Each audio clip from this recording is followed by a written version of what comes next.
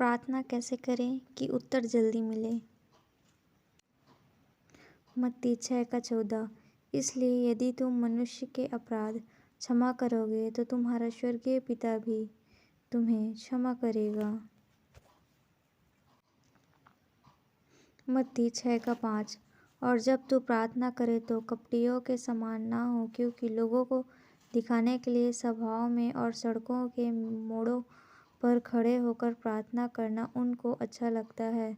मैं तुमसे सच कहता हूँ कि वे अपना प्रतिफल पा चुके हैं। याकूब 5:16। इसलिए तुम आपस में एक दूसरे के सामने अपने अपने पापों को मान लो और एक दूसरे के लिए प्रार्थना करो, जिससे चंगे हो जाओ। धर्मी जन की प्रार्थना के प्रभाव से बहुत कुछ हो सकता है। पहला थिस्सलुनीकियों 5:16। सदा आनंदित रहो। पहला थिस्सलुनीकियों 5:17। निरंतर प्रार्थना में लगे रहो। भजन संहिता 55:16। परंतु मैं तो परमेश्वर को पुकारूंगा और यहोवा मुझे बचा लेगा। भजन संहिता 55:17। सांझ को, भोर को, दोपहर को, तीनों पहर मैं दुहाई दूंगा और कराहता रहूंगा और वह मेरा शब्द सुन लेगा।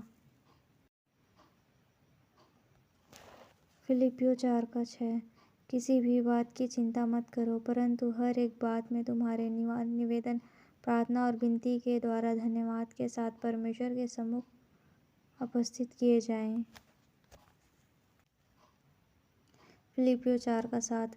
तब परमेश्वर की शांति, जो समझ से बिल्कुल परे है, तुम्हारे हृदय और तुम्हारे विचारों को मसीह यीशु में सुरक्षित रखेगी। मरकुस 11:24।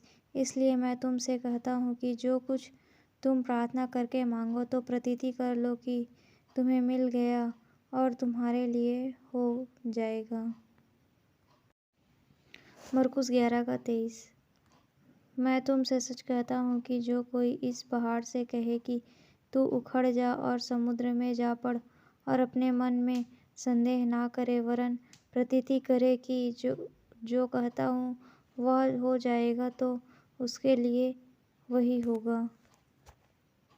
मरकुस 11:22। यीशु ने उसको उत्तर दिया कि परमेश्वर पर विश्वास रखो।